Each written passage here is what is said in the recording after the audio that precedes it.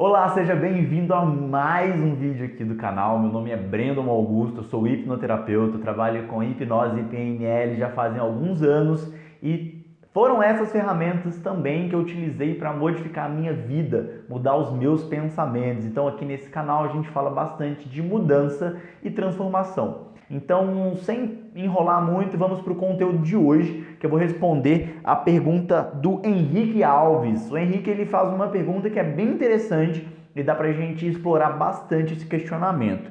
Ele pergunta o seguinte: é possível usar auto-hipnose para estudar? A resposta simplista é sim, é possível, tá? Acabar com o sono e aumentar a concentração durante a leitura, por exemplo? Sim, é possível utilizar a auto-hipnose para acabar com o sono e melhorar a sua concentração. Você consegue fazer isso com a auto-hipnose.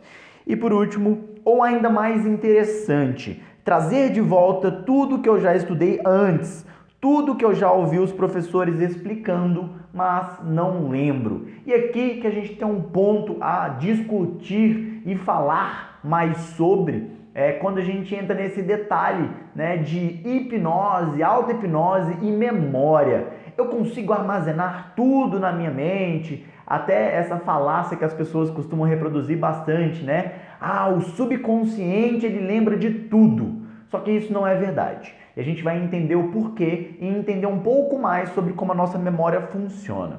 E o primeiro ponto a falar sobre a memória é que todas as nossas memórias são falsas. E isso é algo que inicialmente pode soar um tanto assustador, só que quando a gente entende um pouco melhor, a gente sabe e percebe que isso faz sentido. Primeiro porque na nossa mente nós não temos uma área onde fica guardada as memórias, né? A gente consegue identificar, por exemplo, que o córtex, o pensamento racional, ele está muito mais ligado a essa parte aqui na frente. Aqui atrás nós geramos imagens, né? Tem uma parte aqui que ela está relacionada a esse pensamento. Em imagens que a gente gera, existem partes relacionadas à fala, à comunicação, emocional e tudo mais. Só que no cérebro não existe uma parte específica para as memórias. Nós não temos uma caixinha de memórias. Então a nossa mente ela não organiza a memória como a gente acha que ela organiza. Então, como acontece? O que acontece quando a gente vivencia uma experiência? O que a gente pode chamar de memória? Então, quando a gente vivencia um fato, nós interpretamos aquele fato. Então, todas as nossas memórias são interpretações de eventos que já aconteceram no passado. Então, não quer dizer que a minha mente ela filma como se fosse uma câmera e ela percebe todos esses estímulos e ela guarda isso. Não é assim que acontece. Você percebe o mundo e essa percepção ela já vai ser distorcida por causa das limitações dos nossos sentidos, por exemplo. A minha percepção é limitada ao meu modo de ver. A minha audição é limitada ao meu modo de ouvir e por aí vai. Então nós temos limitações por causa do nosso aparelho que faz essa codificação da realidade e nos apresenta isso através de imagens, sons e sensações. Então a partir do momento que a gente vivencia, nós vamos criar a nossa interpretação. E pensa que essa interpretação é como se fosse uma peça de quebra-cabeça, na verdade um quebra-cabeça por completo. Então você vivencia e aí você cria esse quebra-cabeça com várias peças e que formam uma imagem bela e bonita.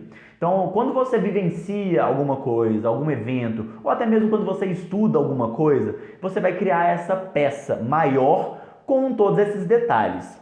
Só que o que acontece? A nossa mente ela não consegue armazenar tudo. Essa ideia do subconsciente armazenar tudo é uma ideia ingênua. Então, o que acontece com o tempo? Com o tempo, a sua mente ela vai perdendo algumas pecinhas. Então vai caindo alguma peça, vai caindo uma outra peça. E aí quando você recupera essa peça gigantesca, né, desse quebra-cabeça, você vai recuperar sem algumas peças, porque essas peças com o tempo vai caindo. A nossa mente ela não consegue armazenar tudo e manter tudo. Então é isso que acontece quando você, por exemplo, vai numa festa, você jura de pé junto que o seu amigo estava com a camisa amarela, porque você tem essa informação na sua cabeça. Só que o que acontece? Você vivencia isso, você interpreta, cria essa imagem maior desse quebra-cabeça e essas peças vão caindo. Só que quando você recupera essa experiência, sua mente ela vai preenchendo essas lacunas. E aí você fala que Seu amigo estava com a camisa amarela, você jura de pé junto. E vocês conseguem uma foto.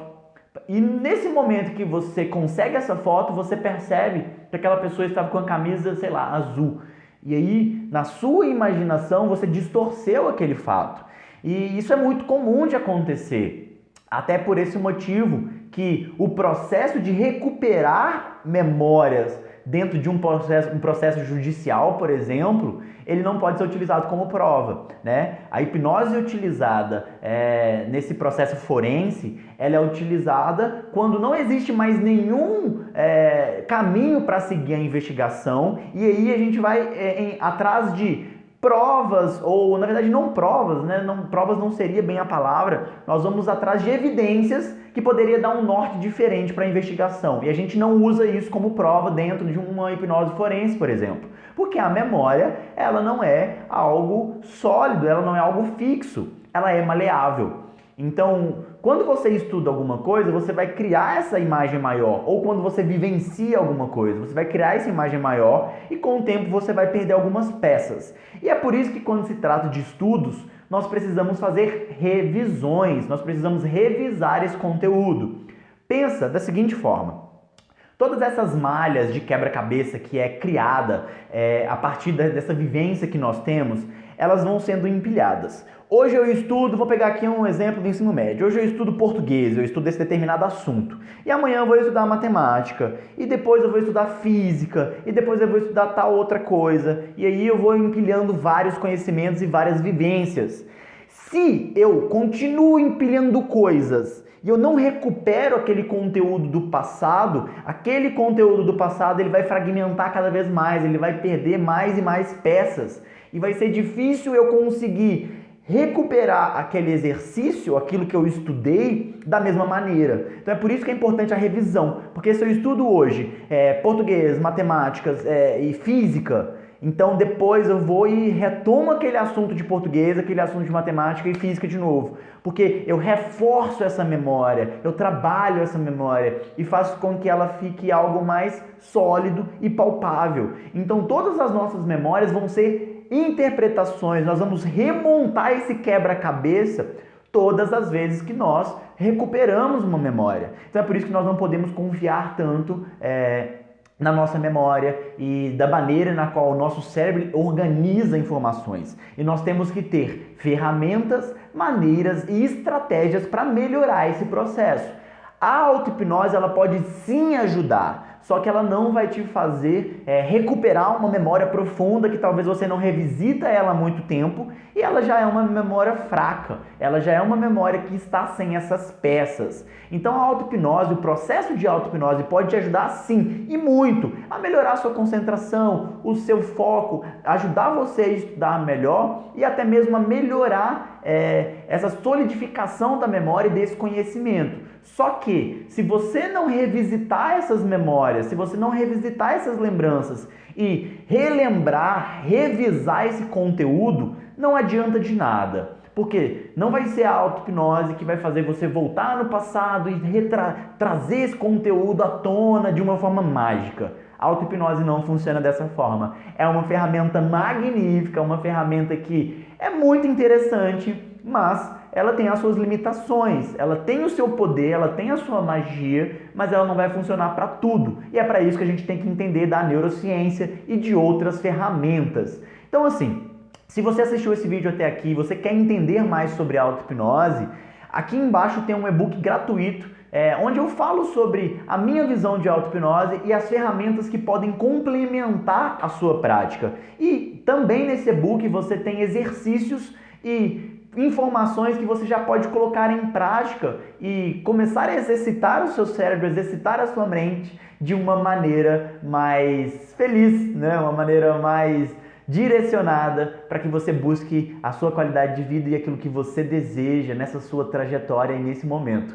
Então, se você gostou desse vídeo, deixe aí o seu like, isso ajuda ao canal a crescer, ao YouTube entender que você gosta desse tipo de vídeo, então deixe aí o seu like, compartilhe esse vídeo com algum amigo que acha que ele está o tempo todo lembrando de tudo, que a memória dele é perfeita, né? E que a gente sabe que não é bem assim, tem pessoas sim que têm memórias excelentes, mas Nem tudo é armazenado pela mente, a gente tem que ter noção disso, que as nossas memórias elas podem ser falsas, elas podem estar totalmente erradas, porque a gente interpreta ela o tempo todo. Então compartilha com seu amigo e se inscreve no canal se você ainda não é inscrito.